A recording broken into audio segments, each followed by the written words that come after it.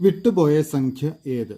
2, 9, 28 -126 217. അപ്പോൾ നമുക്ക് ഈ തന്നിരിക്കുന്ന സംഖ്യകളുടെ പ്രത്യേകത എന്ന് നോക്കാം. 2 എന്നാൽ 1 + 1 ആണ്. 9 8 + 1 ആണ് 9. 27 + 1 ആണ് 28. ഇത് 125 + 1 ആണ്. ഇത് 216 + 1 ആണ്. 1, 8, 27, 125, 216 ഈ സംഖ്യകൾക്കൊക്കെ പ്രത്യേകതയുണ്ട്. ഇതെല്ലാം ക്യൂബുകളാണ്. ഇത് 1ൻ്റെ ക്യൂബാണ് 1. അപ്പോൾ 1 ക്യൂബ് + 1, 8 എന്നുള്ളത് 2ൻ്റെ ക്യൂബ്, 2 ക്യൂബ് + 1, 27 3ൻ്റെ ക്യൂബാണ്, 3 ക്യൂബ് + 1. 125 5ൻ്റെ ക്യൂബ്, 5 ക്യൂബ് + 1, 216 6 ക്യൂബ് + 1.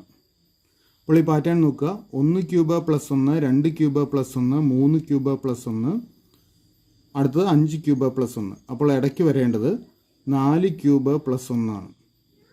4ൻ്റെ ക്യൂബ് 64 ആണ്. 64 + 1 എന്ന് വരും. അതായത് 65 ആണ് ഇവിടെ വരേണ്ട സംഖ്യ. അപ്പോൾ ഉത്തരം ഓപ്ഷൻ എ 65. ഒറ്റയാനെ കണ്ടെത്തുക. 2-1, 4-3, 1-4-1, 2, 3-4-1, 4-4-1, 5-4-3. ഇവിടെ ഭിന്നസംഖ്യകളുടെ ഒരു ശ്രേണിയാണ് നൽകിയിരിക്കുന്നത്. അപ്പോൾ ഈ ശ്രേണിയിൽ വേറിട്ട് നിൽക്കുന്ന സംഖ്യ എന്ന് കണ്ടുപിടിക്കണം.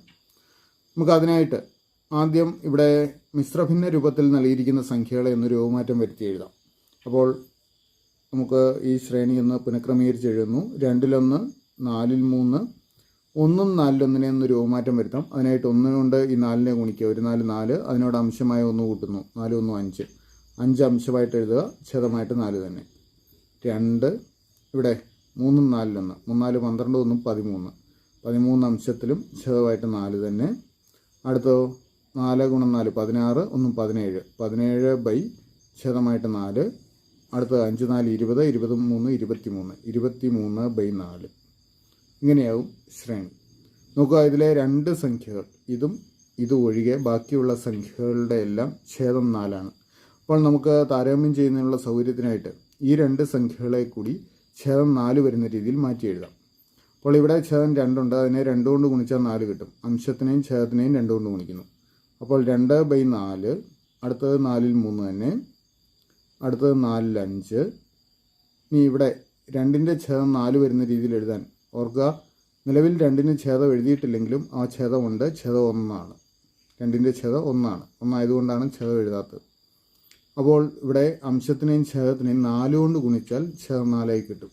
അപ്പോൾ അംശത്തിനെ 4 കൊണ്ട് ഗുണിക്കുമ്പോൾ 4 2 8, ഛേദമായ 1നെ 4 കൊണ്ട് ഗുണിക്കുമ്പോൾ 4.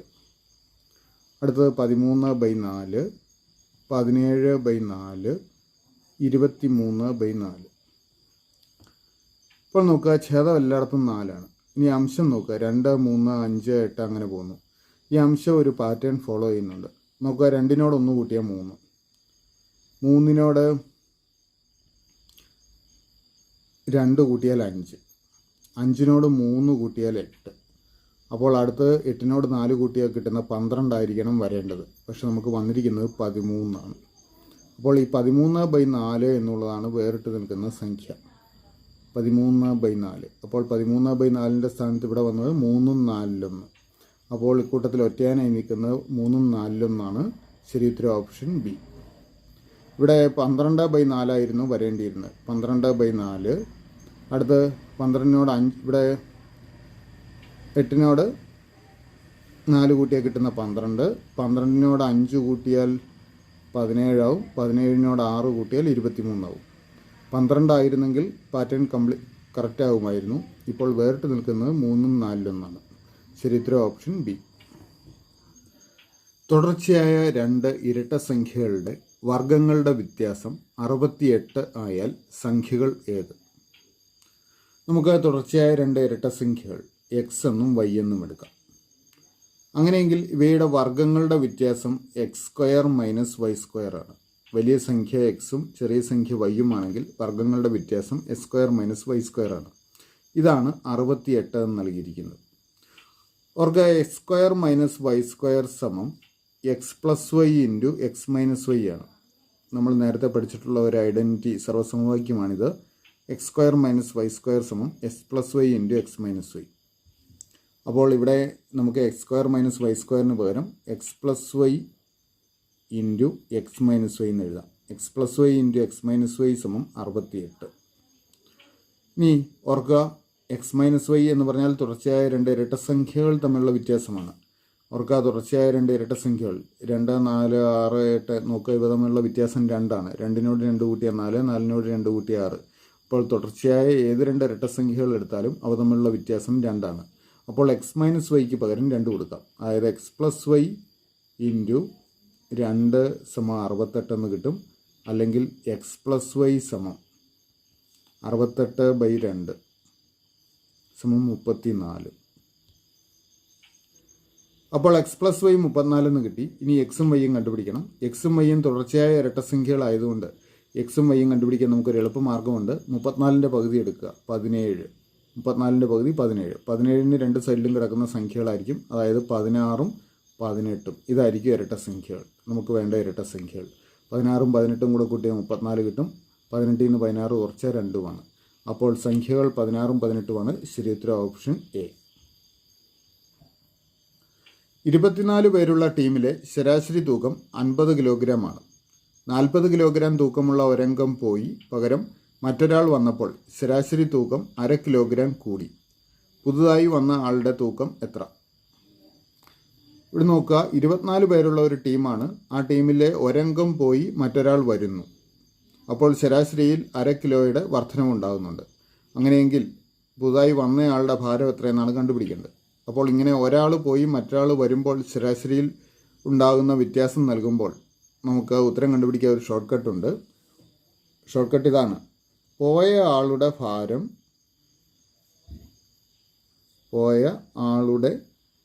ഭാരം അധികം ശരാശരിയിലുള്ള വ്യത്യാസം ഗുണം ആളുകളുടെ എണ്ണം. ശരാശരിയിലുള്ള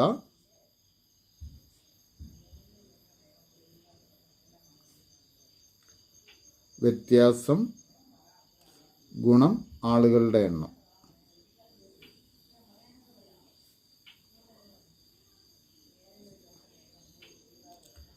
അപ്പോൾ പോയ ആളുടെ ഭാരം 40 കിലോഗ്രാം ആണെന്ന് നൽകിയിട്ടുണ്ട്. അപ്പോൾ 40 പ്ലസ് ശരാശരിയിലുള്ള വ്യത്യാസം, ശരാശരി 1/2 കിലോഗ്രാം കൂടുകയാണ് ചെയ്തത്. അപ്പോൾ ഹാഫ് എന്ന് എടുക്കുക, ഗുണം ആളുകളുടെ എണ്ണം. ആളുകളുടെ എണ്ണം 24 ആണ്.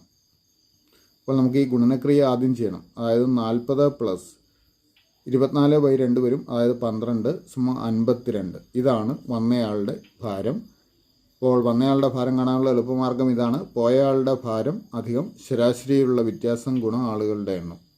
അപ്പോൾ വന്നയാളുടെ ഭാരം 52. ശരിയുത്തരം ഓപ്ഷൻ ഡി, 52. ഒരു ജോലി 6 ദിവസം കൊണ്ട് പി എന്നയാൾ ചെയ്തു തീർക്കുന്നു. അതേ ജോലി ക്യൂ എന്നയാൾ 18 ദിവസം കൊണ്ട് ചെയ്തു തീർക്കുന്നു. എങ്കിൽ രണ്ടുപേരും ചേർന്ന് ജോലി ചെയ്താൽ എത്ര ദിവസം കൊണ്ട് തീർക്കാൻ പറ്റും? ഇവിടെ പിക്ക് ഒരു ജോലി ചെയ്ത് തീർക്കാൻ 6 ദിവസം വേണം. ക്യൂവിന് അതേ ജോലി ചെയ്ത് തീർക്കാൻ 18 ദിവസം വേണം. പിക്ക് 6 ദിവസവും ക്യൂവിന് 18 ദിവസവും വേണം. ഇവർ രണ്ടുപേരും ചേർന്ന് ജോലി ചെയ്താൽ എത്ര ദിവസം കൊണ്ട് ജോലി ചെയ്ത് തീർക്കാൻ പറ്റും എന്നാണ് കണ്ടുപിടിക്കേണ്ടത്. അപ്പോൾ ഇത് കണ്ടുപിടിക്കാൻ ഒരു ഷോർട്ട് കട്ട് ഉണ്ട്. അതായത് ഒരാൾക്ക് ഒരു ജോലി ചെയ്ത് തീർക്കാൻ എക്സ് ദിവസങ്ങളും രണ്ടാമതൊരാൾക്ക് ജോലി ചെയ്ത് തീർക്കാൻ വൈ ദിവസങ്ങളുമാണ് വേണ്ടതെങ്കിൽ രണ്ടുപേരും ചേർന്നാൽ ആ ജോലി ചെയ്ത് തീർക്കാൻ XY/X+Y ദിവസങ്ങൾ മതി. ഓർക്കുക, ഒരാൾക്ക് ജോലി ചെയ്ത് തീർക്കാൻ എക്സ് ദിവസങ്ങളും രണ്ടാമതൊരാൾക്ക് അതേ ജോലി ചെയ്ത് തീർക്കാൻ വൈ ദിവസങ്ങളുമാണ് വേണ്ടതെങ്കിൽ രണ്ടുപേരും ചേർന്നാൽ XY/X+Y ദിവസങ്ങൾ കൊണ്ട് ജോലി ചെയ്ത് തീരും. അപ്പോൾ പിക്ക് 6 ദിവസം വേണം. അതുകൊണ്ട് നമുക്ക് എക്സിന് 6 എന്ന് കൊടുക്കാം. ക്യൂവിന് 18 ദിവസം വേണം. വൈക്ക് 18 എന്നും കൊടുക്കാം. ഈ വാല്യൂസ് ഇവിടെ കൊടുക്കുമ്പോൾ 6 ഗുണം 18 ബൈ 6 പ്ലസ് 18 എന്ന് വരും. 6 ഗുണം 18 108. 6 പ്ലസ് 18 24. അപ്പോൾ 108നെ 24 കൊണ്ട് ഹരിക്കാം.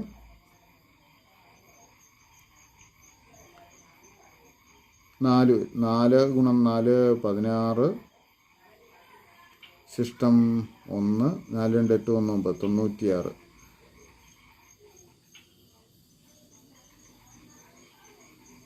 12 ഡെസിമൽ പോയിൻ്റ് കൊടുക്കുക. 120നെ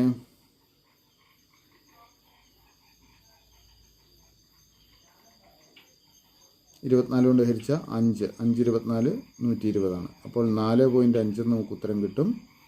ഇത് ഈ രീതിയിൽ കാണാം. അല്ലെങ്കിൽ നമുക്കിവിടെ 108/24 നമുക്ക് സിംപ്ലിഫൈ ചെയ്യാം.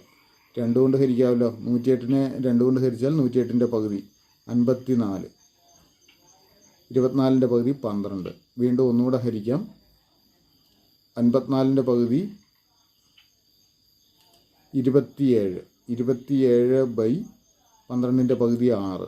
ഇത് രണ്ടും 3 കൊണ്ട് ഹരിക്കാവുന്ന സംഖ്യകളാണ്. 3 കൊണ്ട് ഹരിക്കുക. അപ്പോൾ 27നെ 3 കൊണ്ട് ഹരിച്ചാൽ 9, 9/2 എന്ന് വരും. 9ൻ്റെ പകുതി 4.5. ഈ രീതിയിൽ നമുക്ക് കണ്ടുപിടിക്കാം. അപ്പോൾ ശരിയുത്തരം ഓപ്ഷൻ സി 4.5. ഒരാൾ ഒരിടത്തേക്ക് സൈക്കിളിൽ പോവാനും തിരിച്ച് നടന്നു പോവാനും 10 മണിക്കൂർ എടുത്തു. 2 യാത്രയും സൈക്കിളിലായിരുന്നു എങ്കിൽ 4 മണിക്കൂർ ലാഭിക്കാമായിരുന്നു. എങ്കിൽ 2 യാത്രയും നടന്നു പോവാൻ എത്ര സമയമെടുക്കും? ഇയാളുടെ യാത്ര എ എന്ന സ്ഥലത്ത് നിന്നും ബി എന്ന സ്ഥലത്തേക്കാണെന്ന് കരുതുക. എയിൽ നിന്ന് ബിയിലേക്ക് സൈക്കിളിൽ പോവാനും തിരികെ ബിയിൽ നിന്ന് എയിലേക്ക് നടന്നു പോവാനും അതിന് മൊത്തമായിട്ട് രണ്ടിനും കൂടെ എയിൽ നിന്ന് ബിയിലേക്കുള്ള യാത്രയും തിരികെ ബിയിൽ നിന്ന് എയിലേക്കുള്ള യാത്രയ്ക്കും കൂടെ 10 മണിക്കൂർ സമയമെടുത്തു. 2 യാത്രയും സൈക്കിളിലായിരുന്നു എന്ന് കരുതുക. അതായത് എയിൽ നിന്ന് ബിയിലേക്കും ബിയിൽ നിന്ന് എയിലേക്കും രണ്ടും സൈക്കിളിലായിരുന്നെങ്കിൽ 4 മണിക്കൂർ ലാഭിക്കാമായിരുന്നു എന്നാണ് പറയുന്നത്. 4 മണിക്കൂർ ലാഭിക്കാമായിരുന്നു. 10 ഒരു സൈഡ് സൈക്കിളും ഒരു സൈഡിലേക്ക് മടക്കയാത്ര നടന്നുവാണെങ്കിൽ 10 മണിക്കൂർ എടുക്കുമായിരുന്നു. അതിനേക്കാൾ 4 മണിക്കൂർ കുറച്ച് മതി 2 യാത്രയും സൈക്കിളിലായിരുന്നെങ്കിൽ. അതായത് 10 ൽ 4 കുറച്ച് 6 മണിക്കൂർ. അപ്പോൾ ഇരുവശത്തേക്ക് സൈക്കിളിൽ പോയാൽ 6 മണിക്കൂർ വേണം. അപ്പോൾ ഒരു സൈഡിലേക്ക് മാത്രമുള്ള യാത്ര, അതായത് എയിൽ നിന്ന് ബിയിലേക്ക് മാത്രമുള്ള യാത്രയാണെന്ന് കരുതുക. ഒരു വശത്തേക്ക് മാത്രം സൈക്കിൾ യാത്രയ്ക്ക് എത്ര സമയമെടുക്കും? ഇരുവശത്തേക്കും കൂടി 6 മണിക്കൂർ. അപ്പോൾ ഒരു വശത്തേക്ക് മാത്രം 3 മണിക്കൂർ സമയം എടുക്കും. നമുക്ക് ഇരുവശത്തേക്കുമുള്ള യാത്ര നടന്നു പോകാനാണെങ്കിൽ എത്ര സമയം എടുക്കുമെന്നാണ് കണ്ടുപിടിക്കേണ്ടത്. അപ്പോൾ ഒരു വശത്തേക്ക് സൈക്കിളിൽ പോകാൻ 3 മണിക്കൂർ സമയം വേണം. ഓർക്കുക, ഒരു വശത്തേക്ക് സൈക്കിളിലും മടക്കയാത്ര നടന്നുവാണെങ്കിൽ 10 മണിക്കൂറാണ് ടോട്ടൽ വേണ്ടി വരുന്ന സമയം. ഒരു വശത്തേക്കുള്ള സൈക്കിൾ യാത്ര മാത്രം 3 മണിക്കൂർ എടുക്കും. അപ്പോൾ ഇവിടെ ഇത് 3 മണിക്കൂർ സമയമെടുത്താണ് ഈ സൈക്കിൾ യാത്ര കംപ്ലീറ്റ് ചെയ്യുന്നത്. ടോട്ടൽ 10 മണിക്കൂർ വേണ്ടി വന്നല്ലോ. അപ്പോൾ 3ന് ശേഷം ബാക്കി വരുന്ന മണിക്കൂറുകളെല്ലാം ഈ നടപ്പിന് വേണ്ടിയുള്ളതാണ്. അപ്പോൾ ഒരു വശത്തേക്ക് നടന്നു പോകാൻ വേണ്ട സമയം എന്ന് പറയുന്നത് 10ൽ നിന്ന് 3 കുറച്ചാൽ കിട്ടുന്ന 7 മണിക്കൂറാണ് ഒരു വശത്തേക്ക് നടക്കാൻ. അപ്പോൾ 2 വശത്തേക്ക് നടക്കാൻ എത്ര സമയമെടുക്കും?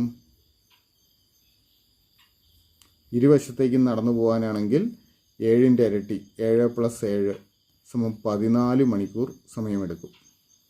അപ്പോൾ ഇരുവശത്തേക്ക് നടന്നു പോകാൻ 14 മണിക്കൂർ സമയമെടുക്കും. ശരിയുത്തരം ഓപ്ഷൻ ബി. എത്ര കാലം കൊണ്ട് 2400 രൂപ 5% കൂട്ടുപലിശ നിരക്കിൽ 2646 രൂപയാവും? അപ്പോൾ 2400 രൂപ 5% കൂട്ടുപലിശ നിരക്കിൽ എത്ര കാലം കൊണ്ട് 2646 രൂപയാവുമെന്ന് കണ്ടുപിടിക്കണം. 2400 രൂപ 2646 രൂപയാകാൻ പലിശയായിട്ട് എത്ര രൂപ കിട്ടണം?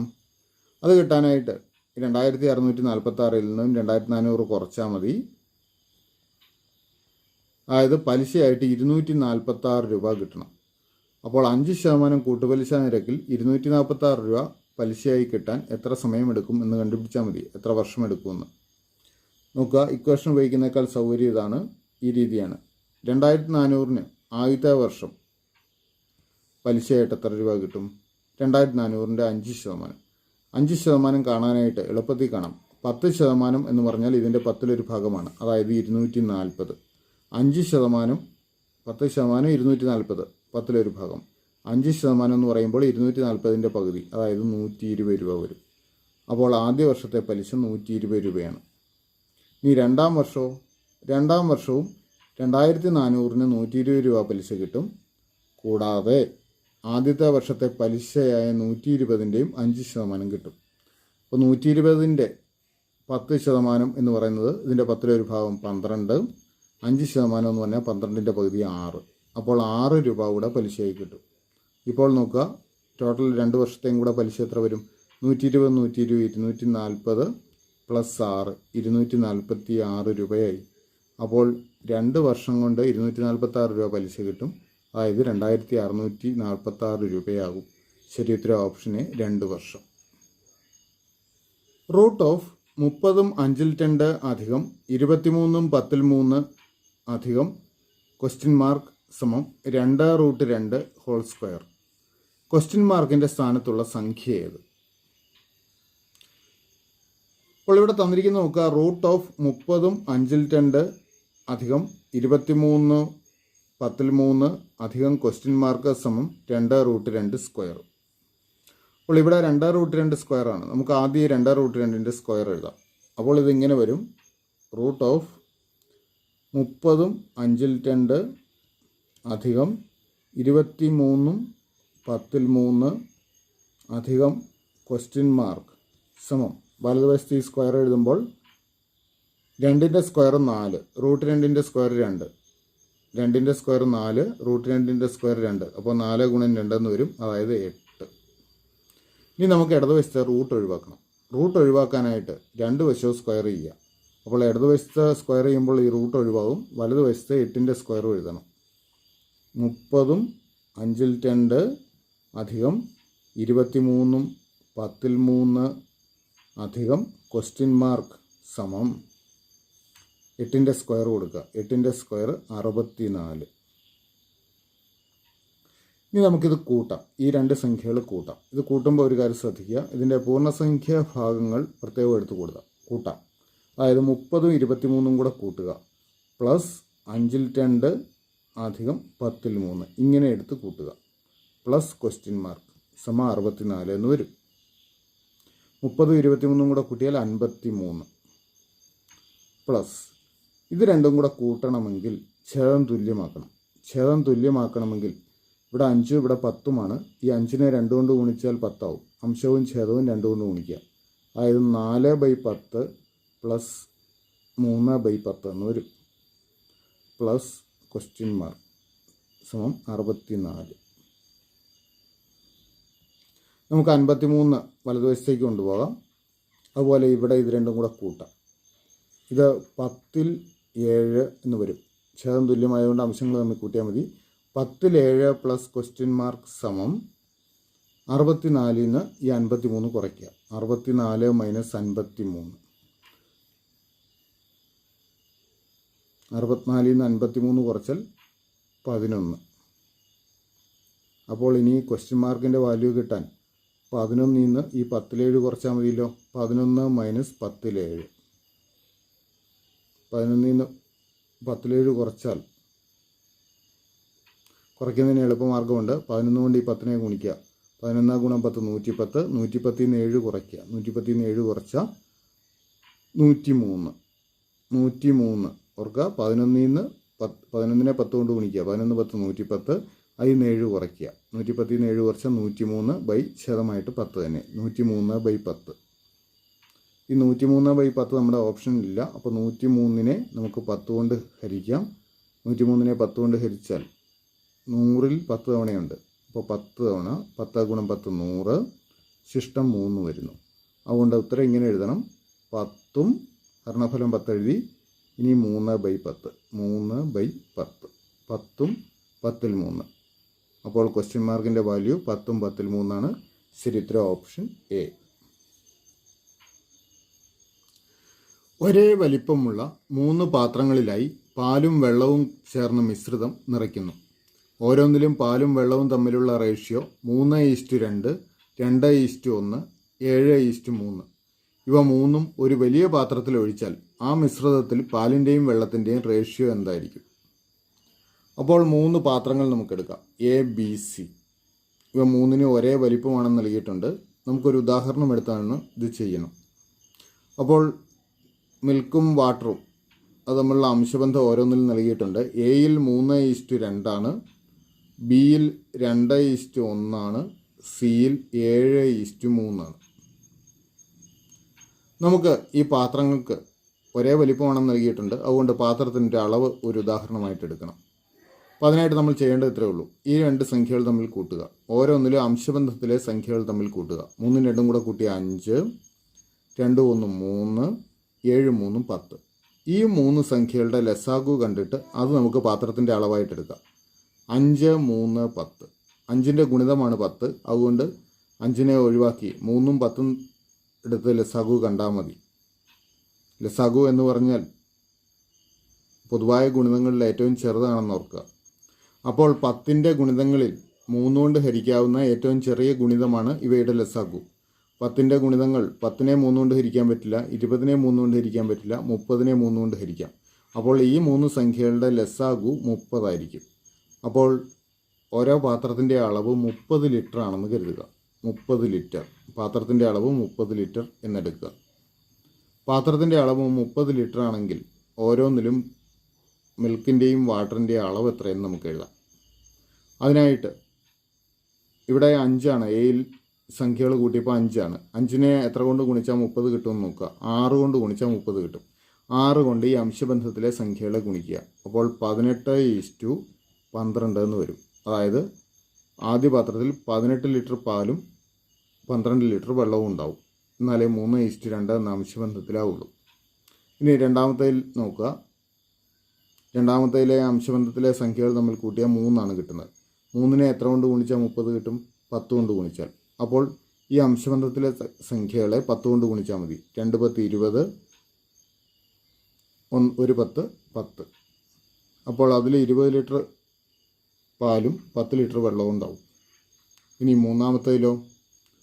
മൂന്നാമത്തേലെ സംഖ്യകളുടെ തുക 10. 10നെ 3 കൊണ്ട് ഗുണിച്ചാൽ 30 കിട്ടും. അപ്പോൾ ഇവിടെയും 3 കൊണ്ട് ഗുണിക്കുക അംശബന്ധത്തിലെ സംഖ്യകളെ. അപ്പോൾ 7 3 21, 3 9. 21 ലിറ്റർ പാലും 9 ലിറ്റർ വെള്ളവും. ഇനി ഇത് 3ഉം കൂടെ ഒരു വലിയ പാത്രത്തിലേക്ക് ഒഴിക്കുന്നു. അപ്പോൾ ഉള്ള അംശബന്ധം കാണാനായിട്ട് നമുക്കിത് കൂട്ടിയെടുക്കാം. കൂട്ടിയെടുക്കുമ്പോൾ 20 18 38, 20 58, 1 59. 59 ലിറ്റർ മിൽക്കും വെള്ളത്തിൻ്റെ അളവോ 12 10 22 9 31 ലിറ്ററും. അപ്പോൾ അവ തമ്മിലുള്ള അംശബന്ധം 59:31. അപ്പോൾ 3ഉം കൂടി ഒരു വലിയ പാത്രത്തിൽ ഒഴിച്ചാൽ അംശബന്ധം 59:31. ശരി ഉത്തരം ഓപ്ഷൻ സി. 31% ഓഫ് 210 അധികം 49% ഓഫ് 320 മൈനസ് 41% ഓഫ് 120 = അപ്പോൾ 210ൻ്റെ 31% അധികം 320ൻ്റെ 49% ന്യൂനം 120ൻ്റെ 41%. ഇതാണ് കണ്ടുപിടിക്കേണ്ടത്. അപ്പോൾ 210ൻ്റെ 31% കാണണമെങ്കിൽ നമ്മൾ ചെയ്യുന്ന ക്രിയ എന്താണ്? 210 ഗുണം 100ൽ 31 അധികം 320ൻ്റെ 49% കാണാൻ 320 ഗുണം 100ൽ 49 മൈനസ് 120ൻ്റെ 41% കാണാൻ 120 ഗുണം 100ൽ 41. നമുക്കെല്ലായിടത്തും ഓരോ പൂജ്യങ്ങൾ ക്യാൻസൽ ചെയ്യാം. അപ്പോൾ പൊതുവായ ഛേദം 10 വരും. എല്ലായിടത്തും ഛേദം 10. ആദ്യം 21 ഗുണം 31. അപ്പോൾ 21 ഗുണം 31 അധികം 32 ഗുണം 49 ന്യൂനം 12 ഗുണം 41 ബൈ പൊതുവായ ഛേദം എല്ലായിടത്തും 10 വരും. 21 ഗുണം 31 കണ്ടു കഴിഞ്ഞാൽ 651 വരും. 651 പ്ലസ് 32 ഗുണം 49 1568 കിട്ടും. മൈനസ് 12 ഗുണം 41 492 ബൈ 10. അപ്പോൾ ഇത് രണ്ടും കൂടെ കൂട്ടി അതിൽ നിന്ന് ഇത് കുറച്ച് കഴിഞ്ഞാൽ 1727 എന്ന് വരും. ഛേദം 10 ഉണ്ട്. 10 കൊണ്ട് ഹരിക്കാൻ ഡെസിമൽ പോയിൻ്റ് ഒരു സ്ഥാനം മാറ്റി കൊടുത്താൽ മതി. അതായത് 172.7 എന്ന് നമുക്ക് ഉത്തരം കിട്ടും. ശരി ഉത്തരം ഓപ്ഷൻ ബി 172.7.